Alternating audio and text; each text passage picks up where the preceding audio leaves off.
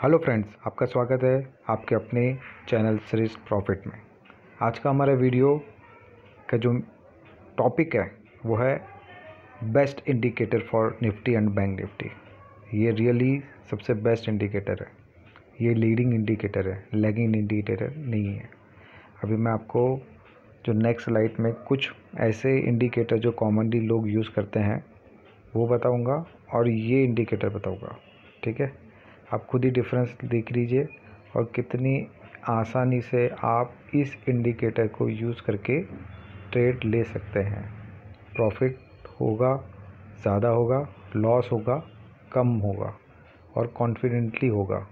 Okay, तो पूरा video आप अंत तक ज़रूर देखिए बिना स्किप किए, अदरवाइज़ बहुत सारी स्टेप्स ऐसी रहेगी जो शायद आप मिस कर जाएंगे। तो आगे बढ़ने के पहले एक छोटा सा डिस्क्लेमर आप पढ़ लीजिए।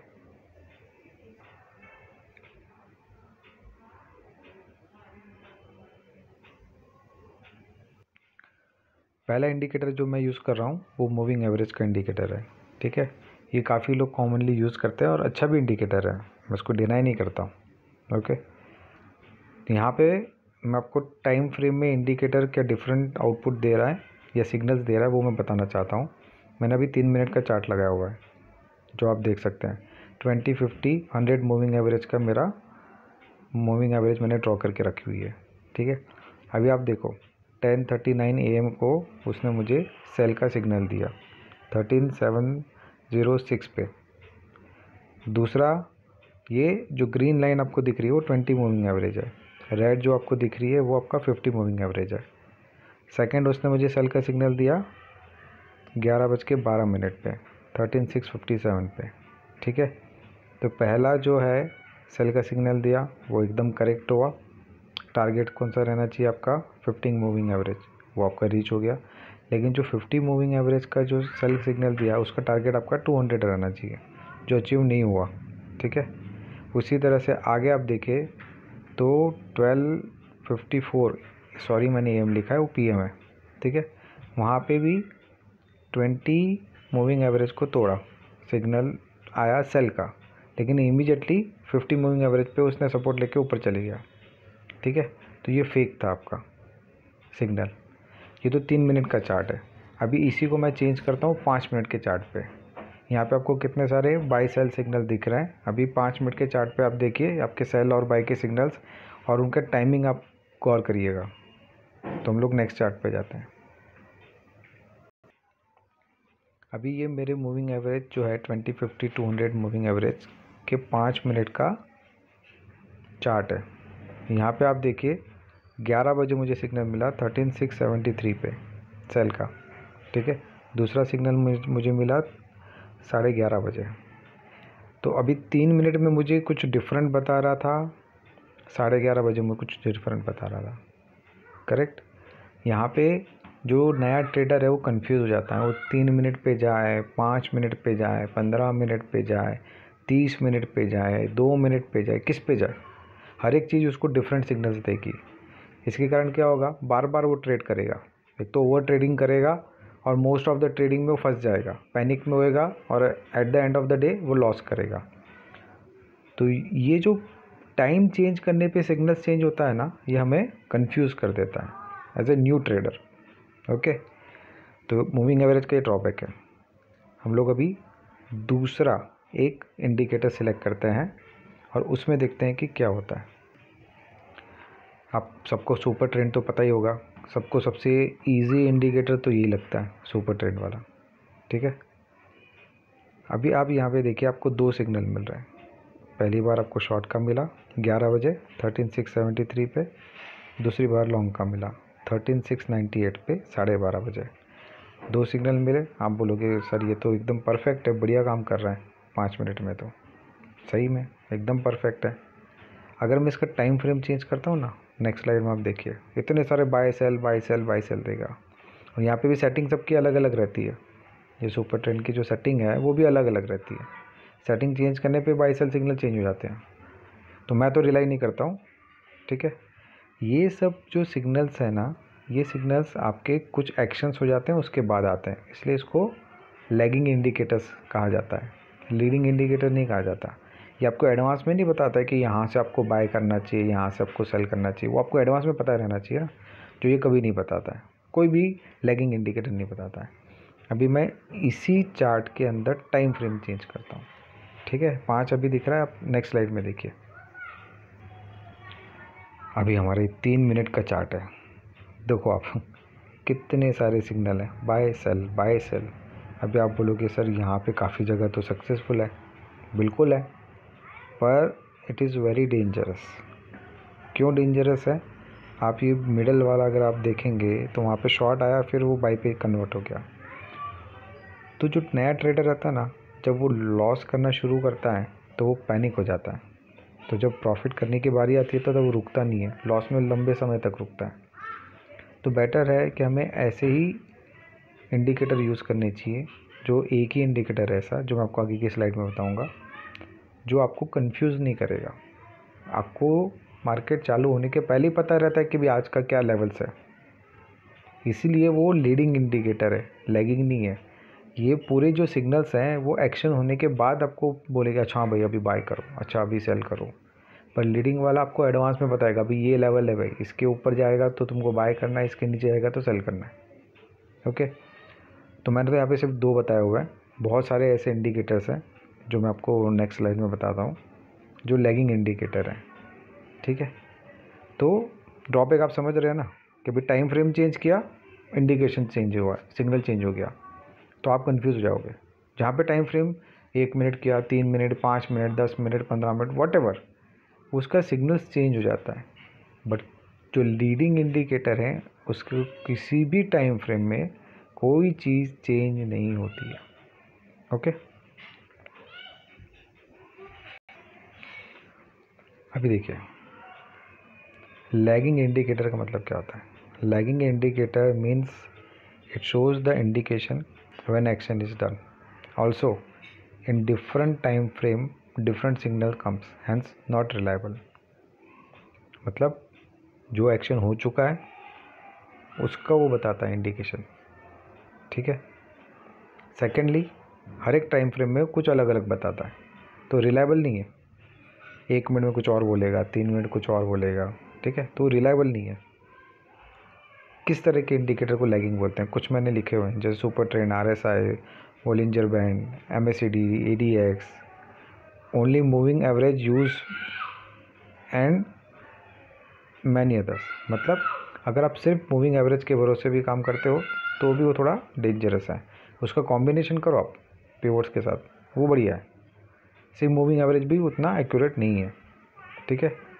तो ये सब जो सिग्नल्स इसलिए फॉल्स सिग्नल्स देते हैं डिफरेंट टाइम फ्रेम में, बिकॉज वो एक्शन होने के बाद अपना सामने मूवमेंट बताते हैं कि हाँ भाई ये अभी ऊपर भाग रहा है 4 कैंडल, तो यहाँ से बाय आ गया, 3 कैंडल गिर गया तो यहाँ से सेल आ गया, which is absolutely wrong. Okay, तो आगे की स्लाइड्स में मैं आपको बताऊंगा कि कौन सा बढ़िया इंडिकेटर है जो आप अच्छे से यूज़ करिए। एडवांस में पता रहता है आपको कि भी हाँ ये मेरा सपोर्ट है, ये मेरा रेजिस्टेंस है, इसके आगे पीछे हमको आगे बढ़ना है। ओके, तो हम लोग नेक्स्ट स्लाइड में जाते हैं। अच्छा, तो अभी इस इंडिकेटर का नाम क्या है? ये indicator is a combination of CPR and pivots. What is CPR? Central pivot range.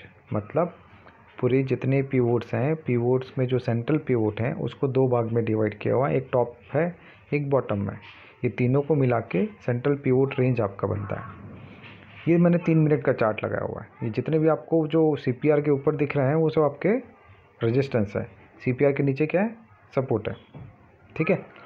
अभी आप यहाँ पे क्या मार्क करिए गौर से कि ये चीज़ मार्केट चालू होने के पहले तो आपकी स्क्रीन पे आप ड्रॉ कर सकते हो, आपको लेवल सब पता ही रहता है, कुछ कैलकुलेशन से, कुछ टूल्स के थ्रू, ठीक है। अभी मार्केट स्टार्ट होने के पहले आपने ये सब चीज़ें ड्रॉ करके रखी है। अभी आपके पास क्या एग्जैक्ट फिगर आ गया, 13,854, 13,738, 13,667, 13,576 से लेके 13,523, 13,481, 13,364, 13,289, ये जो लेवल सबको पता चल गए। यहाँ से आप क्या जान सकते हो कि हाँ भाई ये जैसे 13,667 को तोड़ा तो ये भाई जा सकता है कहाँ पे? 13,738 पे। अभी इसी चार्ट को लीजिए, ये 24 तारीख का चार्ट है, 24 दिसंबर का निफ्टी का चार्ट है, ठीक है, जो मैं आपको आगे भी बताऊंगा कि क्या हुआ ये लेवल जो है। पहले तो हम लोग ये देखते हैं कि 3 मिनट का चार्ट है, सब इसके पॉइंट्स जो है ना वो फिक्स है। अभी मैं इसी चीज़ को 5 मिनट का चार्ट कर देता हूँ। तो आप देखिए राइट साइड में जो मैंने लिखा ना 13854, ये जो नंबर्स लिखे हैं ना, उसमें कोई चेंज होता है क्या? सेम है, कोई चेंजेस नहीं है। ग्राफ थोड़ा सा नैरो हो गया, थोड़ा सा सिकुड़ गया, क्योंकि 5 मिनट कर दिया, कैंडल्स उतने कम हो गए, लेकिन ये जो नंबर्स हैं 13854, 13738, ये सब वही रहेंगे। 1 minute, 3 minute, 5 minute, 10 minute, 15 minute, ये वही रहने वाले, ये चेंज नहीं हो गए। तो आपको एडवांस में ही पता है कि आपका सपोर्ट क्या है, आपका रेजिस्टेंस क्या है, कहाँ तक मार्केट जा सकता है, कहाँ से वो घूम सकता है, कहाँ से उसको तोड़ने के बाद सेकंड उसका क्या लेवल हो सकता है। तो ये जो है CPR प्लस पिवोट्स, ये आपको हेल्प करता है एडवांस में ही आपको लेवल्स बताने में। ओके, तो अभी इसी के ऊपर कैसे मेरा ट्रेड मैं ले सकता हूँ वो मैं आपको नेक्स्ट स्लाइड में बताऊँगा। देखिए मैंने फिर से चार्ट को ब्लैंक कर दिया। ये 24 दिसंबर का निफ्टी का चार्ट है। अभी ए जो है, क्यों यहाँ से मार्केट घुमा? मार्केट तो ऊपर दिख रहा है, क्यों घुमा? बी जो है, यहाँ से गिरने के बाद क्यों उसने सपोर्ट लिया, क्यों घुमा? हमको नहीं पता है। सी है, वापस यहाँ से क्यों घुमा, ये भी हमें नहीं समझ रहा है, क्योंकि ब्लैंक चार्ट है। अभी इसी चार्ट में मैं पिवोट्स और CPR इनको ऐड कर देता हूँ, प्लस PDH हो गया, पुराना एक आपका सप्लाई जोन हो गया, डिमांड जोन, ये जो चीज़ें हैं जो सपोर्ट रेजिस्टेंस का है उसको मैं इसमें ऐड कर देता हूँ। फिर आप इस चार्ट को देखिए, आप कितने आराम से समझ सकते हैं कि क्यों ए से घुमा या क्यों बी से घुमा। अभी आप देखिए, आपको समझे ए से क्यों घुमा? क्योंकि वहाँ पे R2 है। सी से क्यों घुमा? क्योंकि वहाँ पे एक ओल्ड सप्लाई जोन है, बराबर, पुराना कोई टॉप है जहाँ से मार्केट गिरा था, तो हमारा क्या हो गया, सप्लाई जोन आ गया। बी से क्यों घुमा? वहाँ पे PDH है, करेक्ट। अभी आप सोचो कि ये जो कैंडल स्टिक आपको दिख रही है, ये तो बाद में बनी ना, दिन ख़त्म होने के बाद। आपका पहला कैंडल बना, उसके बाद आपको पता ही है कि अभी इसने R1 को तोड़ा तो ये R2 तक जा सकता है। ओके, तो आप क्या करोगे, R1 को तोड़ते ही उस कैंडल पे बाय कर दिया, R2 पे आपने अपना टारगेट रख दिया, और उस कैंडल की लो पे आपने अपना स्टॉप लॉस रख दिया। इजीली आपको अपना टारगेट भी मिल गया, इजी अपने ट्रेड भी कर लिया बिना प्रेशर के। यहाँ पे आपको टारगेट पता है और स्टॉप लॉस पता है, that is very important for trading, ठीक है। मैं भी आपको नेक्स्ट स्लाइड में बताऊंगा कि इस पूरे चार्ट में आप कैसे ट्रेड ले सकते थे। ये देखिए E1 हमारी एंट्री है पहले कैंडल के क्लोजिंग पे। क्यों है? क्योंकि उसने R1 को तोड़ा, PDH के तो ऊपर ही है। स्टॉप लॉस आपने क्या रखा, सेफर साइड अपना SL1 रखा, यानी PDH को अपने स्टॉप लॉस रखा। टारगेट क्या रखा, R2, करेक्ट। सेकेंड एंट्री कहाँ करोगे, वापस से उसी सेटअप को उसने फिर से फॉर्म किया कि जहाँ पे उसने R1 को तोड़ा, जो मेरा E2 से मैंने बताया हुआ है। अभी SL2 मैंने थोड़ा सा ऊपर ले लिया, 2-3 कैंडल पहले का जो लो था वो मेरा SL2 हो गया, क्योंकि मैं ऑलरेडी एक बार प्रॉफिट कमा के बैठा हूँ, तो मुझे अभी स्टॉप लॉस को कम रखना है। टारगेट अगेन मेरा वही R2 मेरा टारगेट है। कभी भी फ्रेंड्स ये चीज़ को ध्यान रखना, जो स्टॉप लॉस है ना वो आपका मिनिमम रहना चाहिए, टारगेट बड़ा रहना चाहिए। 1:2 जाए तो 10 जाए, मिले तो 20 मिले। अगर आप इस तरह के प्रॉपर ट्रेड लेंगे, 10 में से 5 ट्रेड भी अगर आपके सक्सेसफुल होते हैं ना, तो ओवरऑल आपका जो कैपिटल है ना वो प्लस ही होने वाला है 10% या 12% से, क्योंकि आपका रिवॉर्ड बड़ा है, रिस्क छोटा है। लोग क्या करते हैं, लोग है ना 1:1 लेते हैं, या काफ़ी सारे टिप प्रोवाइडर आपने देखे होंगे, आप मार्क भी करिए, उनका स्टॉप लॉस देखिए, उनका टारगेट देखिए। स्टॉप लॉस रहता है 20 रुपये का, टारगेट रहता है 10 रुपये का, और बोलते कि देखो हमारा टारगेट अचीव हुआ। वो रॉन्ग है। आपका टारगेट बड़ा रहना चाहिए, स्टॉप लॉस कम रहना चाहिए। इस पर कोई ट्रेडर, कोई भी टिप वाला तो बिल्कुल ही ध्यान नहीं देता है।